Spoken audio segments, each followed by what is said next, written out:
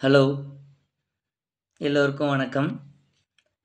இந்த வீடியோவில் நீட் 2025ல் ஃபிசிக்ஸில் கேட்ட ஒரு கொஸ்டின், அதை நம்ம இந்த வீடியோவில் ஸ்டெப் பை ஸ்டெப்பாக சால்வ் பண்ண போகிறோம். ஓகேவா? ஸ்டெப் பை ஸ்டெப்பாக இருக்கும், டீட்டெயில்டாக இருக்கும். அதை நீங்கள் எவ்வளோ வேகமாக பண்ணணுமோ அதை நீங்கள் கற்றுக்கோங்க. சரியா? முதல்ல கொஸ்டினை வாசிடுவோம். The current passing through the battery in the given circuit is. இதான் நம்முடைய கொஸ்டின். இப்போ நம்ம கையில் ஒரு சர்க்கியூட் கொடுத்துருக்காங்க. இப்போ நம்ம என்ன பண்ண போகிறோம், இந்த பர்டிகுலர் போர்ஷனை மட்டும் நம்ம கவனிக்க போகிறோம். இந்த போர்ஷனில் அந்த ஸ்கொயர் மாதிரி இருக்குல்ல, ABCDEF, இது. இப்போ நிறைய சர்க்கியூட்ஸ் நம்ம சால்வ் பண்ணி பார்த்துருந்தோன்னா இந்த சர்க்கியூட்டை நம்ம ரீட்ரா பண்ணலாம், வேற மாதிரி கூட நான் வரையலாம். இதை ஒரு வீன்ஸ்டோன் பிரிட்ஜ் மாதிரி நான் வரைய போகிறேன்.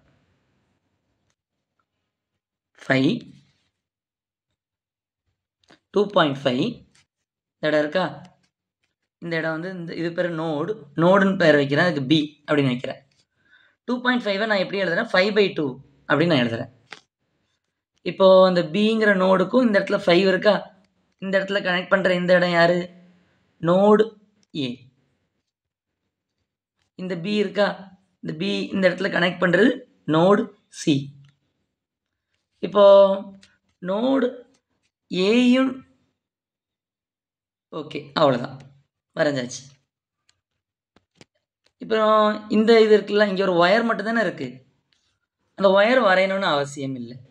ஸோ சியும் டியும் ஒன்று தான், சின்னு எழுதலாம் அல்லது டியும் எழுதலாம்.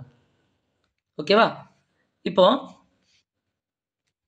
இந்த ஏயும் டியும் கனெக்ட் பண்ணுறது யாருன்னா 6 ஓம் ரெசிஸ்டர். அதனால் அதை இங்கே வரைஞ்சிருங்க, 6 ஓம் ரெசிஸ்டர். இப்போ நான் என்ன சொல்லி கொடுத்தேன் உங்களுக்கு, இந்த ஒயர் இருந்தாலும் இல்லாட்டினாலும் அது ஒன்று தான். ஸோ அப்போனா இது என்னது, இந்த நோடு பேர் ஏ அப்படின்னு சொல்லலாம் அல்லது எஃப் அப்படின்னு கூட சொல்லலாம். ஸோ எஃப்ஐயும் நான் எதையும் கனெக்ட் பண்ணுறேன், இயும் கனெக்ட் பண்ணுறேன், இ. ஸோ எஃப்ஐயும் இயும் கனெக்ட் பண்ணுறேன். கனெக்ட் பண்ணுறது எந்த நோடு, எந்த ரெசிஸ்டர், 3 ஓம் ரெசிஸ்டர். ஓகேவா? ஸோ இயையும் டியும் கனெக்ட் பண்ணுறது யாரு, 1.5 ஓம் ரெசிஸ்டர். இயையும் டியையும் கனெக்ட் பண்ணுறது 1.5. 1.5னா என்னன்னா 3/2 அப்படின்னு நம்ம எழுதிக்கலாம். கொஞ்சம் சிம்பிளிஃபிகேஷனுக்கு ஈஸியாக இருக்கட்டும் தான் நான் இதை மாதிரி எழுதுறேன். எழுதியாச்சா?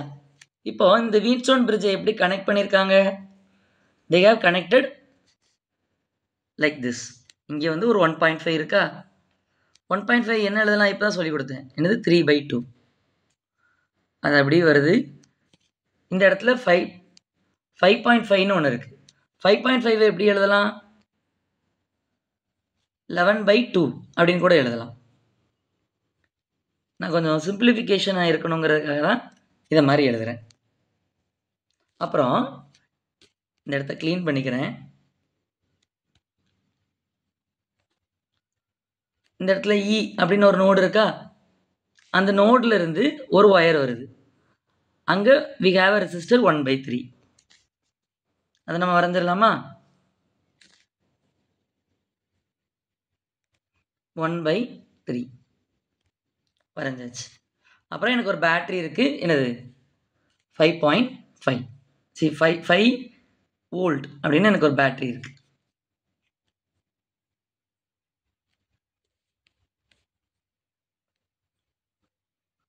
ஸோ எல்லாம் வரைஞ்சாச்சு. இப்போ நமக்கு தேவையான இன்ஃபர்மேஷன்ஸை மட்டும் வச்சுட்டு மீதி எல்லாத்தையும் நம்ம எலிமினேட் பண்ணிடலாமா. So we don't want B now, AF எல்லாத்தையும் நான் ரிமூவ் பண்ணுறேன். ஸோ நம்ம தேவையான இன்ஃபர்மேஷன்ஸ் மட்டும் வச்சுக்குவோம். இந்த பர்டிகுலர் இந்த போர்ஷனை மட்டும் பார்த்தா எனக்கு என்ன தெரியுது, ஐ ஹாவ் அ வீன்ஸ்டோன் பிரிட்ஜ் இருக்கா, நம்ம செக் பண்ணி பார்க்கணும். இது பார்த்த உடனே வீன்ஸ்டோன் பிரிட்ஜா அப்படிங்கிற நம்ம கன்க்ளூட் பண்ணிடக்கூடாது. எப்படி நம்ம வீட்ஸ்டோன் பிரிட்ஜ் நம்ம கன்க்ளூட் பண்ணுவோம்? பேலன்ஸ்டு வீட்ஸ்டோன் பிரிட்ஜாக நம்ம கன்க்ளூட் பண்ணணும். ஸோ வீட்ஸ்டோன் பிரிட்ஜோட கண்டிஷன் ஒரு சின்ன ரிமைண்டர்.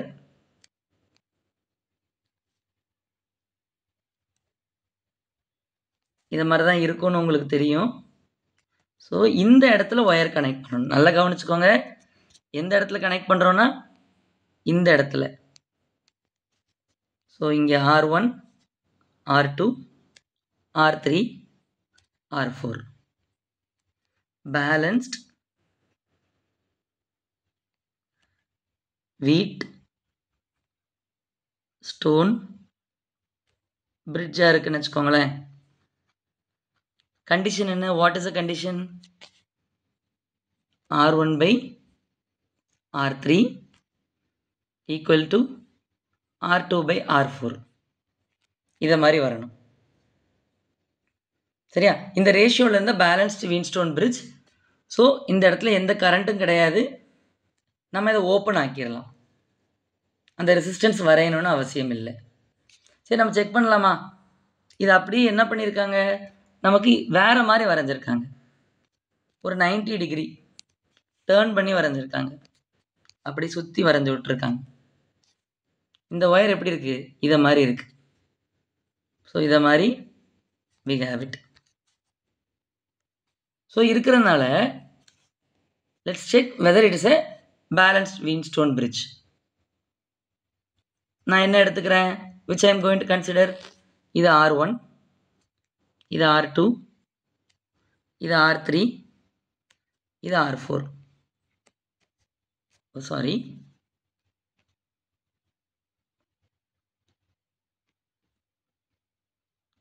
R1க்கு நேராக இருக்கிறதே நான் R3 எடுத்துக்கிறேன், R4 எடுத்துக்கிறேன்.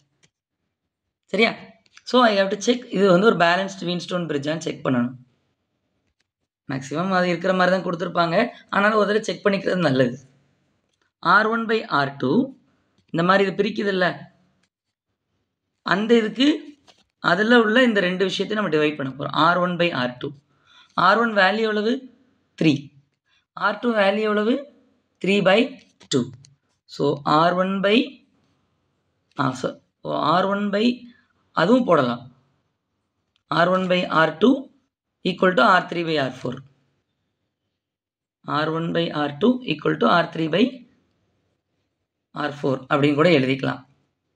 ஸோ மீன்ஸ் எப்படின்னா, இந்த நடுவாக பிரிக்கிறத இந்த ரெசிஸ்டரையும் இந்த ரெசிஸ்டரையும் டிவைட் பண்ணுறேன்.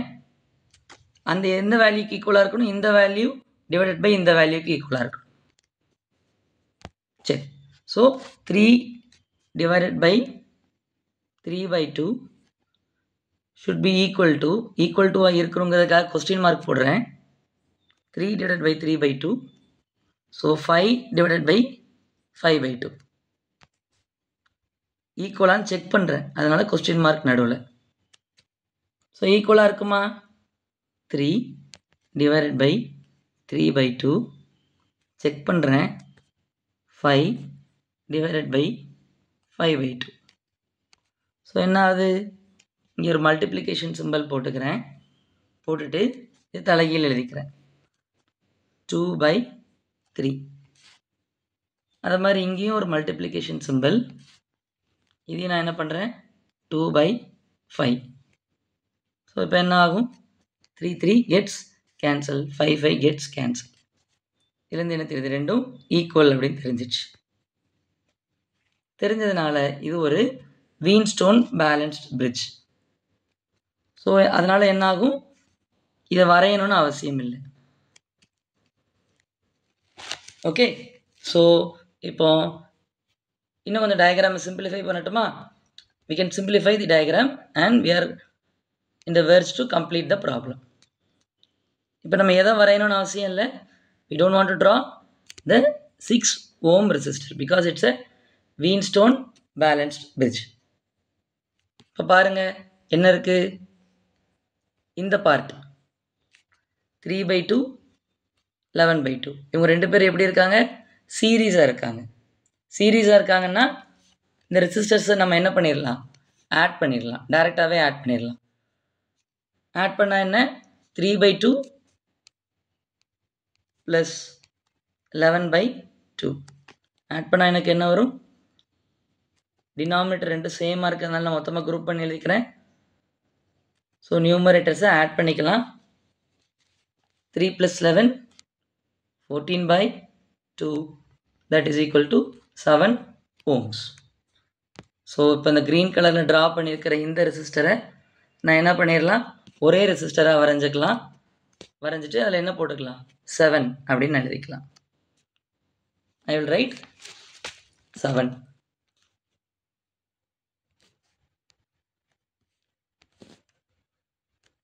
எழுதியாச்சா? இப்போ இங்கே பாருங்க, இந்த ரெசிஸ்டர் எப்படி இருக்கு? இது எல்லாமே சீரீஸாக இருக்குது, ஒரு தொடர்ச்சி மாதிரி இருக்கா? ஸோ தொடர்ச்சி மாதிரி இருக்கிறதுனால அதையும் நான் என்ன பண்ணிக்கலாம், ஆட் பண்ணி எழுதிடலாம். சீரீஸாக இருக்கிறதுனால 5/2 + 3/2. ஸோ ஐ நோ 5/2 + 3, 5/2 + 3/2 என்ன? 8/2. ஸோ டினாமினேட்டர் சேம், மேலே 5 + 3, that is equal to 8/2. அது என்னடா, 4 ohms.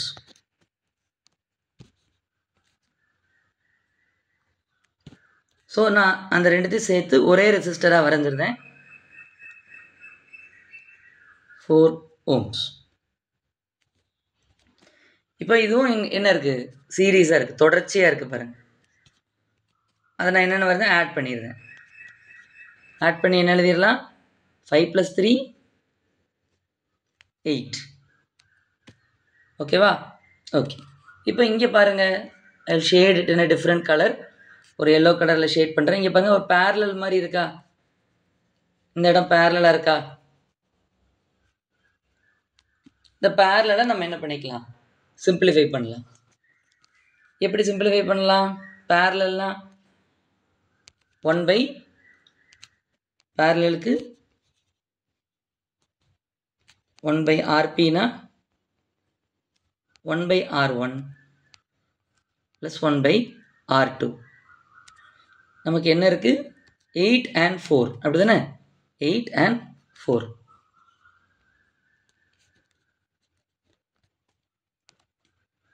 So I will write 1/8 + 1/4. Denominator ரெண்டு வேறு வேறு இருக்குது. 8 இங்கே 4. சேம் ஆக்கிறதுக்காக நான் என்ன பண்ணுறேன், டினாமினேட்டர் சேம் ஆக்கிறதுக்காக என்ன நம்பர் போடலாம், 2 மல்டிப்ளை பண்ணணும்னு வச்சுக்கோங்க, டினாமினேட்டர் சேம் ஆயிரும். அப்படி தானே? சரி, இப்போ நான் அது டினாமினேட்டர் சேம் 8. 1 × 2 is 2. சாரி. இப்போ இந்த டினாமினேட்டர் எல்லாத்தையும் நான் குரூப் பண்ணி எழுதிக்கிறேன். ஐ குரூப் த டினாமினேட்டர். ஸோ 1 + 2 என்னடா, 3. ஸோ இது என்னது, 1/RP. So what is RP? நம்ம இது ரெசிப்ரோக்கல் எடுக்கணும், தலைகீழ் எடுக்கணும். RP is equal to 8/3. அப்படி தானே? சரி. ஸோ இந்த ரெண்டு ரெசிஸ்டரையும் I will group it into a single resistor and draw 8/3. இப்போ now we come across another thing, 7, 8/3 and 1/3. நம்ம சர்க்கியூட்டில் டோட்டலாக என்ன சர்க்கியூட், டோட்டலாக என்ன கரண்ட்டுன்னு தான் கேட்டிருக்காங்க. அப்படிங்கும்போது நம்ம என்ன பண்ணிடலாம், இதை மாதிரி வரைஞ்சிட்டு டோட்டல் மொத்தமாக என்ன ரெசிஸ்டன்ஸ் இருக்குன்னு கண்டுபிடிச்சிட்டோன்னா என்ன கிடச்சிரும், இந்த டோட்டல் கரண்ட் இந்த சர்க்கியூட் கிடச்சிரும். சரியா? அதை நோக்கி தான் நம்ம ட்ராவல் பண்ணிகிட்ருக்குறோம். ஸோ இப்போ ஃபைனல் எண்டுக்கு வந்துட்டோம். ஸோ எல்லா ரெசிஸ்டன்ஸும் எப்படி இருக்குது, பேரலல் சீரீஸாக இருக்குது, தொடர்ச்சியாக இருக்குது. அப்படி தானே? ஒரு தொடர் மாதிரி இருக்கிறதுனால இப்போ என்ன பண்ணணும், we have to add all the resistance. So நம்ம ஆட் பண்ணோன்னா என்ன இருக்குது, the total resistance வந்துடுதா, 7 + 8/3 + 1/3. ஸோ இங்கே கடைசி இதில் டினாமினேட்டர் சேமாக இருக்கிறதுனால அதை ஃபஸ்ட்டு நான் குரூப் பண்ணிக்கிட்டேன். I hope you know it. அப்படி தானே? So it's 9/3, 7. So we can cancel this. இதை அடிச்சிடலாம்லடா, 1 3. So 7 plus 3 is 10. அப்படிதானே? The total resistance is 10. கிடைச்சிட்டா? ஸோ எல்லா ரெசிஸ்டன்ஸையும் சிம்பிளிஃபை பண்ணி ஒரே ரெசிஸ்டன்ஸ் ஆக்கியாச்சு. So we have a battery. Then மொத்தமாக ஒரே ஒரு பேட்ரி, ஒரே ஒரு ரெசிஸ்டன்ஸ் 10 ஓம். இப்போ நம்ம கரண்ட் இந்த சர்க்யூட் ஈஸியாக கண்டுபிடிச்சிடலாம். என்ன அப்ளை பண்ணலாம்? Ohm's law, V is equal to IR. V என்ன? 5 வோல்ட். I இருக்கு. R என்ன? 10 ohm. So I is equal to 5 volt by 10 ohm. So cancel பண்ண என்னடா வரும்? 1/2 வோல்ட் பை ஓம்னா என்னென்னா ஆம்பியர். சரியா? ஸோ 1/2 1/2னா என்ன? 0.5. அப்படிதான் ஆன்சர் இருக்கா நம்மகிட்ட? எஸ், நம்மகிட்ட ஆன்சர் இருக்குது. நான் என்ன என்கரேஜ் பண்ணுறேன்னா, அந்த ஆன்சர் வந்து எத்தனாவது ஆன்சர் அப்படிங்கிறத நீங்கள் சொல்லுங்கள், கமெண்ட்டில் சொல்கிறீங்களா? ஏதாவது டவுட்ஸ் இருந்தால் ப்ளீஸ் லெட் மீ நோ. அடுத்து எந்த டாப்பிக்கில் வீடியோ போடலான்னு கமெண்ட்டில் சொல்லுங்கள். That to help you. முடிஞ்ச அளவுக்கு அந்த வீடியோவை நான் போட ட்ரை பண்ணுறோம். தேங்க்யூ. Keep learning. நன்றி.